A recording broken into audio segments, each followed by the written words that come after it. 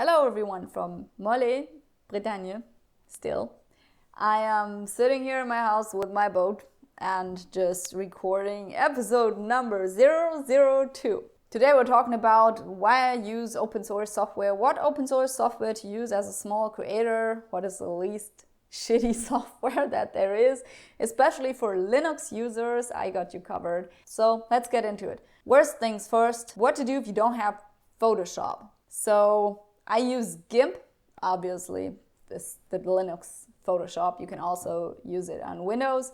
So I use GIMP for everything that I do on my Instagram, photo-wise, and on my blog. You can check out my blog. It's undinaalmani.com. And you can check out my Instagram at undinaalmani. There you can see what kind of edits I do. I usually do all my color gradings myself by just using a basic S-curve that is cutting off the lights and the dark tones, what is it called, the highlights and the lowlights. Yeah, the lowlights.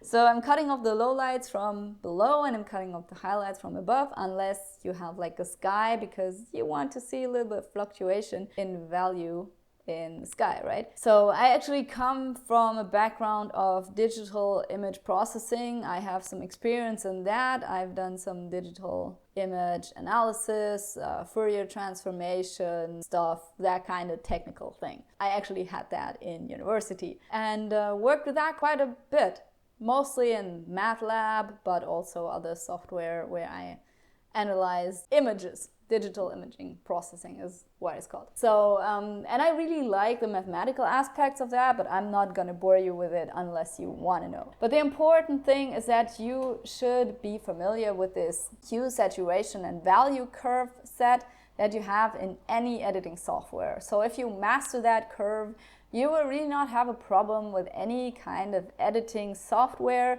Doesn't matter how shitty it is, if it has the curves and that functionality, you will be fine. So let me just take you through my process. I'm just gonna open a random image right now. I've got an image of a beach here, and in that beach I want to I want to edit out the blues. The blues are way too intense for me. And I also want to make the beach look more smooth and then maybe remove some people. I actually have a reel on that on my Instagram account. You can check it out. It's like an edit of a beach, and I edit out all the people and make the color grading nice and cinematic. The color grading in this is just super easy. I don't even do a white balance, because usually the white balance of my phone camera, yeah, I'm always shitting on phone cameras, but this Fairphone camera actually has a decent white balance. Unless you're in a room and there's nothing white that it can reference, then the white balance is really shitty on this phone. But anyway, so I usually just go to levels and then do the white balance. And after I've done the levels, I usually do not correct, I try to not correct the brightness in the levels tab. I try to correct the brightness in the curves, because by just adjusting the curve, making it more flat, you get less contrast, and if you want to make it lighter, you just shift the whole curve up. If you want to make it darker, I should do like this. If you want to make it darker, you just shift the curve down, right? Because that is your function. It says like the values that you have match to this new values that you want.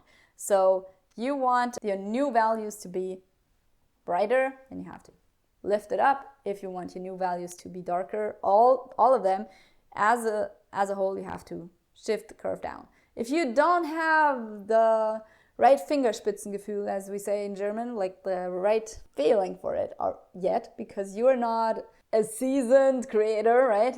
Then do it in the levels tab. But if you have a good feeling for it already, I usually just do everything in the curves tab. I don't really need the levels for that. So I open the curves and I have my presets saved, but I never really use them. I don't need presets to do my basic edits. I just bring down the lights, and what I do is I grip the upper right side of my curve and then just drag it down a little along the diagonal line, the little center line that you can guess, because it's not actually highlighted. It should be highlighted. GIMP, if you're a GIMP developer and you're listening to this center line should be highlighted, and you should be able to kind of snap to it. That would be amazing, actually. So I go to the values channel, and then in the values channel, I just drag the value along the center line down a little bit. I have enough feeling in my fingertips to do that in a sufficiently nice way. And I'm gonna adjust the brightness level here anyway, so it doesn't do anything to me if it doesn't snap to the center line. And then I do the same thing with the dark tones until the level that I have in this dark area has reached a flatness that I'm comfortable with. And by flatness, I mean that some of the deep blacks are swallowed. And then I just make a little S-curve from it. And that's basically it. That is my levels or curves editing. And then after I edit the curves, what I do then is I just go to the hue saturation and colors and then hue saturation settings. And then I will use an overlap of about 50%. What I do then is bring down the saturation of the blues and the cyan tones. You can also do that with the colors tab, but I like to do it here because it's straightforward with this color wheel. So the greens never really do anything in GIMP. It's kind of useless unless you have like a really strong green. You can bring down the lightness of them a little bit if you have like a forest or nature picture. It makes it look more dramatic. But usually the greens are just part of the cyan tones and not really part of the yellows. And usually what changes the color of your forest or green nature picture is the yellows. And there's your trade-off if you want to do it in this tab. And you want it, I usually want it to be a little bit more orange. So I bring the hue down to maybe from 0 to 15 or something, or to a 5 or not more than 20. And then it will look a little bit more red-ish. So in the greens, I usually desaturate them, and sometimes I bring down the light in them a little bit, but only if they're well separated from, other tones. And make sure to choose a big overlap. The overlap is basically, either you have the small bin or you have like a more of a broader curve of your color. Like if you have like here's red and there's magenta. If you have no overlap, they're distinct, right? And then if you broaden the curve, you have one here, like one Gaussian here, and another Gaussian here, and they overlap a little bit here in between. And that's a good thing because it makes your edit more smooth. Because otherwise you will have these tiny areas of really distinct colors that will be changed in hue. And that is not something to want, because that gives you artifacts and just separately colored areas within your picture that the viewer will see, and it will look like speckles or like noise, like RGB noise. It doesn't look good. So, and the yellows is by far, in everything that I take photos of, is the most important thing. You can make your teeth a little bit less yellow by bringing down the yellows. You can make everything look more fancy basically by bringing down the yellows a little bit and making them more orange. Wood looks better that way. If you have an ugly floor, like you have some yellow planks on the floor, it doesn't look good. Like wood often looks a little bit yellow. My hair looks a little bit yellow. I'm going to bring it down in saturation, and I am going to make it a little bit more orange. That way it will look less cheap and less, blondie blonde. So, and by bringing down the red tones, you will do a better face edit, as in, all these little lines and pimples, and I have a huge fucking pimple over here. Let's cover it up. Let's play 90s child again, right? You can change the skin tone, but it will also make the skin look very pale if you bring it down too much. So then bringing down magenta is also always a good thing, especially if you wear glasses, because magenta and green reflections can often be found in your glasses and will make your eyes look weird. So bring that down. Gray, if you wear a gray sweater like me right now, you want to bring down the blues and cyan tones, because everything looks better when it's black. Like deep black, if I have a phone, I'm holding it here, it will look bluish like this. It will look bluish and not look very high-end, very good. You can see that in any photo you see of like tech product. There will not be blue tones in there unless it fits kind of the ad and the style, and blue is in there as a way to make it look cool. Yeah, sure, But in general, if you look like, for instance, on Instagram, when you see coffee shots of like coffee mugs and coffee gear, and it's all black and steel and wood, there's no blue tones in there.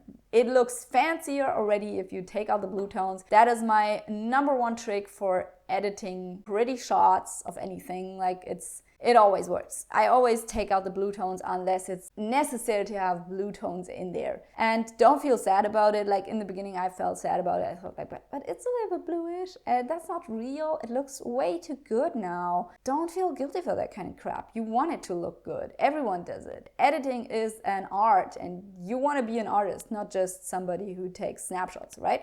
Or at least you want to be a creator if you can't be an artist. Anyway. Let's move on to the editing software that I use for my Reels and my YouTube videos, right? It's called YouTube videos. So I make YouTube videos, I film my hikes that I go on, I film daily vlogs, and then I also made a lot of videos about the minimalism, like I like a minimalist lifestyle and I just enjoy not having too much crap. Unless I'm on vacation, and I always buy mugs and bring them with me home because you can never have too many mugs. Good cold coffee, nothing better than a good cold coffee, right? Just like warm coffee, maybe. So I am editing on both Audacity for my audio and Blender for the video editing. In Blender, you cannot slow down audio. At least as far as I know, maybe there are plugins, but I am not talking about plugins on this channel much because plugins are mostly not stuff that beginner creators use. They are afraid of plugins, and if you are new to Linux and you are using open source software for maybe the first year, you're confused enough already with doing your updates, right? So I'm not going to confuse you with that. And this is not going to be an open source channel. I'm just passionate about open source. We're talking about other creator stuff here too. But this episode is specifically on open source software because open source is nice. And by the way, let's put in a little bit about why I'm so passionate about open source, right? Before we get into Blender. I have had this talk a lot with friends and people who are actually developers themselves. I had a good friend, he was a full stack developer, he did Java programming, and he was always like, but I think you should invest in good software and that actually pays their developers and creates new fancy routines and just dominates the market and is like, yeah, the force that causes improvement in this niche or in this industry. Like Photoshop, like Adobe. Yeah, Adobe is the leading software developer in graphic design and yeah, maybe also filmmaking. InDesign is undefeated in my opinion. Photoshop is undefeated. Definitely GIMP is way below Photoshop. Just think of the repair tool and stuff like that. You can seamlessly just using basic Adobe software, you can just remove people by a few clicks. In GIMP, I actually have to work for that. Yeah, I think like the basic version of a software. You should always compare the basic version of one software to the basic version of another software and not say like, well, it has plugins and it has this and it has that and it has all these fancy things that you can install and it maybe work if you have all these libraries installed and everything. No, we are not comparing that crap. Nobody cares about that. We care if it works for the basic user. And we are in a day and age that we should care about basic users in Linux as well, because I think Linux should be available to basic users. I don't think that Linux should change to be available to basic users. I think basic users need to change to be good enough to use Linux. Because we are in 2020, everyone should be able to set up their Wi-Fi and set up their printer, use a scanner on Linux. Yeah, I know, it's hard, but you should be able to do that. It has been way harder 20 years ago, so shut the fuck up. And I think we live in an age where we all should understand how these things work, these techie things. Yes, I don't care if you are a design major and you're a girl and you only do girly things and know a lot about nail polish, you should be able to use Linux. And my honest opinion is everyone should be able to use Linux and the world will be a better place if we all use open source software. I think that open open source software is the solution for people who are less privileged as well. I think that if open source software improves, people who cannot afford other software will have such huge advantage and more options to get out of being less privileged. So I'm a huge advocate for that. I just think, personally, I'm also a cheapskate, which is not the sole reason that I use open source software, but it has been a reason for a long time. I just simply couldn't afford it as a student. I did not have money for proprietary, pricey products. Yeah, that was a good alliteration, right? Anyway, so yes, and that is why I think open source software, you should always kind of opt for that if you can, because then you can be part of the open source community. You can help open source software to become better by giving feedback to the developers, maybe becoming a developer yourself, writing posts on Stack Exchange, not the shitty question posts, like the good, helpful, actually useful posts. There is so much crap out there on Stack Exchange right now. I often think, like, does nobody use this software extensively? If more people use it, more people notice that a bunch of advice that you find, like 50% at least of the advice that you find on Stack Exchange, is actually useless, and there are better workarounds. I often find myself in the position, I don't have a Stack Exchange account, and then I often found myself in the position that I think, well, I know a 3-click solution to that. Why are these idiots not thinking of that? Do they know nothing? And the answer is yes, they don't know shit, and they still put out this advice, and then you read it if you're an actual programmer, and you read stuff that's on Stack Exchange, and you think, like, that is bullshit. That coercion, like, why did you coerce that? Why did you do that? That edit, oh god, no, that is so,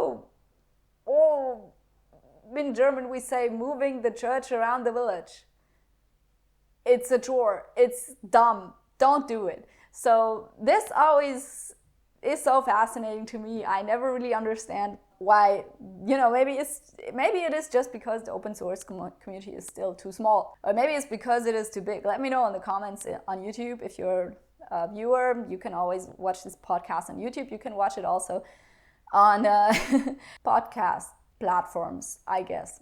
I hope I managed to do that, So, and when I manage to do that, I'm going to tell you all about it already, right? Because I have no idea how to get on Spotify. Like back in the day when I had my first podcast, it was just put it on your website and the podcatcher will find it. Yeah. So I don't know how to get on Spotify, but I will find out in the process, and it will be so much fun.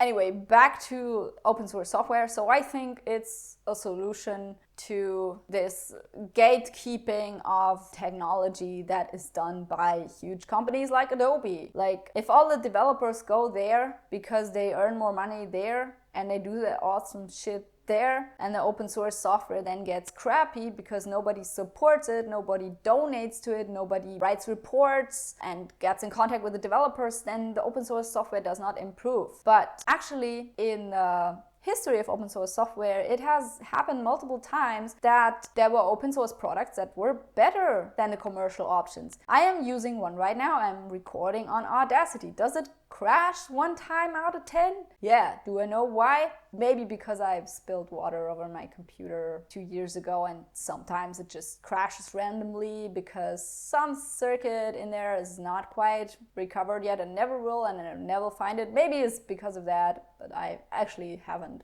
looked into it because it doesn't cause me enough harm to feel pressured into changing anything, which is often a problem in tech, by the way. In teams, in your private life, with your personal tech stuff and gear. Yeah, I know, I feel it. But this podcast is about being real and honest, and not about being perfect and handing off that image that you have no issue with anything and a solution to everything. And I don't want to bullshit you guys with, some fancy language and making you believe that I have everything figured out because I'm a seasoned Linux user and have a Linux admin, and I'm a programmer basically. So I don't want you to believe that I'm so much superior just because of that, and that the general average programmer is. I don't think so.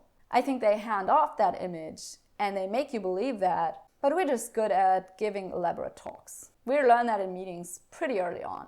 Anyway, let's move on to Blender. Blender is originally a 3D editing animation engine, and I don't use it for that. I have tried to model my apartment once and failed miserably. I prefer other software for that, professional software actually. This is so bad, but yeah, no. That would be probably the one thing that I would not use open source software for. But no, actually, I just don't know. What did I use? Inventor and stuff like that. I don't know. Maybe if I was more experienced in it, I would use the open software there as well. Usually, open source software works like that everything needs a workaround, and sometimes it needs more work. But often, functions are very, very similar. Almost clones. So Blender is originally for 3D animations, and you can do a lot of texturing and stuff there, and it has keyframes.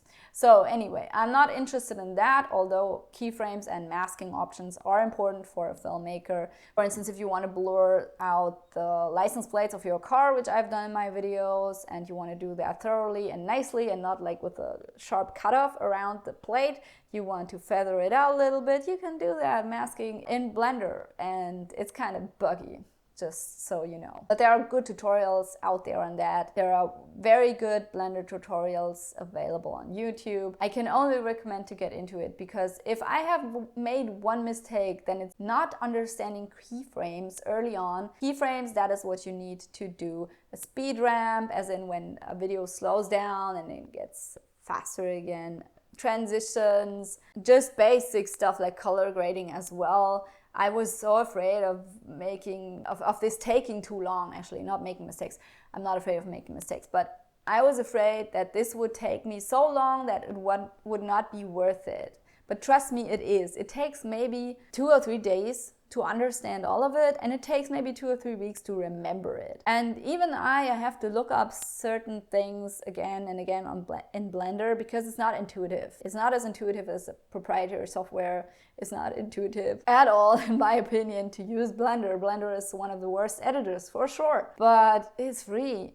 And on Linux is kind of the most powerful thing, unless you want to use freeware like DaVinci Resolve. DaVinci Resolve also kind of, some things there I don't think they're intuitive, and I personally still prefer Blender over DaVinci Resolve, because DaVinci Resolve is freeware and open source, and also they kind of the software is free because they want to advertise for their hardware, and so that is why the software is free. It's not free because I don't know, this presumably, right? But if you want to use just freeware, software that is free, which is not the same, then maybe give DaVinci Resolve a try. It's certainly the most powerful free software available for editing, but it's very bloated in my opinion, because it's filmmaking software. And Blender is pretty lean. Does it come with downsides? Sure. Like editing the text tool in Blender is crap. Just putting text over video, yeah, it is better in Blender 3.x. It is getting better, but it's not there yet. Like the widespread of text, for instance, you cannot change that. Will you be able to get a text plugin and change it with that? Probably, but as I said, I'm not talking about plugins here.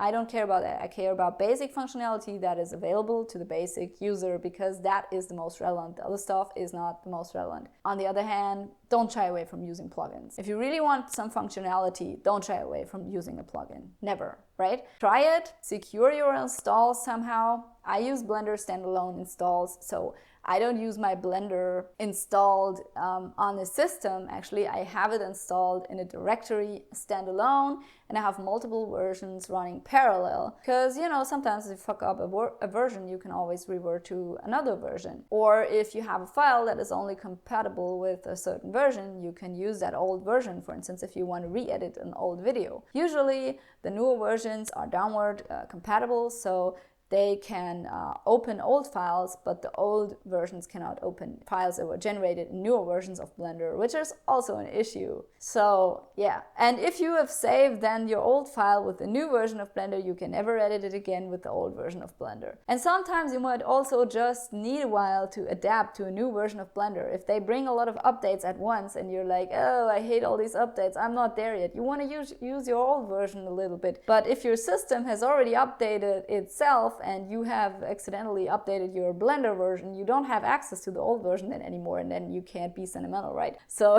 yeah, that's true. I did that for like 2 months, I guess, when the Blender 3 came out, and I was like, no, thank you, no, not yet. But anyway, I really think that a Blender is a good enough video editor for doing vlogs and stuff. If you don't do any heavy effects and stuff and fast cuts, I edit all my reels in Blender and I edit all my videos in Blender, and you can find a downloadable template file on my blog for that. All right, so check that out if you want. It will be in the show notes. Again, sorry for the washing machine sounds. I'm still in Brittany and I need to do my laundry, but maybe next time or the time after that, the sound will be without washing machine sounds, and I'm gonna try to filter it out. So that was it on Blender, I guess. Let's do a summary of why it's awesome. What does it have? Blender has keyframing, it has a color grading, you can do color grading, that white balance, of course, everything, effect strips. New Blender version have text strips as well. You can just enter text in your video, and you can load any kind of font. I personally have a font directory that I use with my Blender. So the font directory, in that I have all the fonts that I regularly use. For instance, like my favorite font right now is Worksong, and you can just download the fonts that are free for commercial use from Google Fonts or some other, I don't know, font website. Just look for fonts that are available for commercial use, as in YouTube videos that will eventually generate you money, or Reels or something like that. Google Font Directory is a good place to start, and then you can download fonts from there or from the font website or something else and implement them in Blender. You should be aware that it's really hard to do bold, italic, and that kind of stuff, so you need to download all the different font weights so you can use them. It's kind of counterintuitive. But once you have loaded them and access them in Blender, you can always just select them in a little drop-down menu in the font tab of your font strip that you have. And I think that Blender is really okay as a video editor for, you know, a basic beginner like you and me. I'm just doing YouTube for a bunch of years. What do I know? No, I actually think it's an alright software if you just do video editing. Does it have some bugs? Yeah, for instance, with the Sony MTS format, I always had these weird gray frames, and I've read about it in a bunch of forums, and people did not really resolve it. They are gone. When I switched from my Sony RX100 to a Sony Alpha and used the same format, they were gone. So no problem. And you know, like if you want some Blender editing tricks, I can do a whole podcast just on Blender editing and all my knowledge, all my basic tricks, which are really, really basic and not too hard, because I'm lazy and I don't have time to read through elaborate tutorials and manuals. In general, I'm a person who thinks manual reading is good, but if you don't really have the time to read a manual, stick to the basics and do the basics well. So then what do you use for audio? For audio, I use Audacity. Audacity is a free software as well, and in Audacity, I basically use the noise removal option, and sometimes I play with the equalizer. The equalizer is a very good tool, better than just having a low pass to get like high-pitched tones out of there. It's better than a low pass in my opinion, and you can model your own low pass and even save it as a preset for later in it. And you can also get ringing noises out of there. Okay, one annotation here on Audacity, because I think this option might be overlooked if you're a beginner. So you might want to employ the click removal effect. So in effects and then click removal, it's useful to remove clicking sounds, as in, you know, when you have mouse clicking, doing a voiceover and something, you have some mouse clicks there. You want to remove them because your voice and the clicking sounds are on the same track, so you can't just mute them. Then you can remove them because those high-pitched sounds actually, thank you Mr. Fourier, can easily be removed. And you can do that by just one click and apply it to the whole video and you're done. And it basically doesn't harm the quality of your other video. Like if you do too much noise removal, it will hurt the quality of your audio if you go too high in decibel. The click removal, however, is not only useful to remove mouse clicks, it's also useful to remove, wait for it, mouth clicks. Yeah, the noises that you make with your mouth, like all of that, high-pitched clicking, and I don't know what is it called in English. The sounds you don't want to hear on your podcast audio. But if you don't have like a filter in front of your microphone, like one of these nylons, and you might not want to take that with you, or you might not have like a good podcast mic. I don't have a good podcast mic. I actually have one, but it's at home. So I'm just using this, and it doesn't filter out these clicks as well. In fact, even the filter that I have doesn't filter them out as well as I want to, and I still have to use the click removal filter in Audacity. So use that. It will make your audio sound less weird. It's just so much nicer for your audience to not hear all these mouthing and swallowing sounds and stuff. So anyway, speaking of that, coffee. Good coffee still. Even though it's cold, how did I do that? I don't know. French coffee is just better than any other coffee, except for Italian coffee, of course. Anyway, this was it about all the editing software. I hope this helped you. This is the software that I use. So I use GIMP for my photos, for my thumbnails. By the way, I use another software for my thumbnails editing because I want text on there. So to do that, I use Inkscape, but it's pretty straightforward how to use Inkscape, so I'm not going into depth on that. It's just a vector program. You can open basically every SVG file in that. So use GIMP for the editing of your photos, for removing your pimples and stuff, like hello, this one. I'm gonna just Bieber here with my not existing fringes, but just let's cover that one up. So anyway, use GIMP for the thumbnails and use Inkscape for the text, because you can add text in GIMP, but it's annoying. So do that in Inkscape instead, and then you can also have like a template for a thumbnail. Use templates. You can have a Blender template as well. And if you're using Blender, let me know how it has been. By the way, make all paths relative. If you don't know what that means, Google it. All paths relative in Blender is a necessity. Don't chicken out on that. Don't chicken out on Blender. You'll be able to use it after maximum 2 weeks. And y'all, you should not be noobs. It's 2020. Every chick on the planet, no matter how many handbags and shoes you have, you should be able to use Linux. And Linux developers, you should not bow down to making Linux more noob user friendly. No, we should just educate the noobs so they become nerds. That is the way to go. You should all be able to set up your router, set up your Wi-Fi, set up your printer, and install a Linux on your Mac. Yes, that's possible. No, you don't have to do that. That is actually some advanced crap. But you should all be able to remove your Windows and install a Linux. That's the shit. All right, thank you all for listening. If you have any questions about the software that I discussed today, let me know.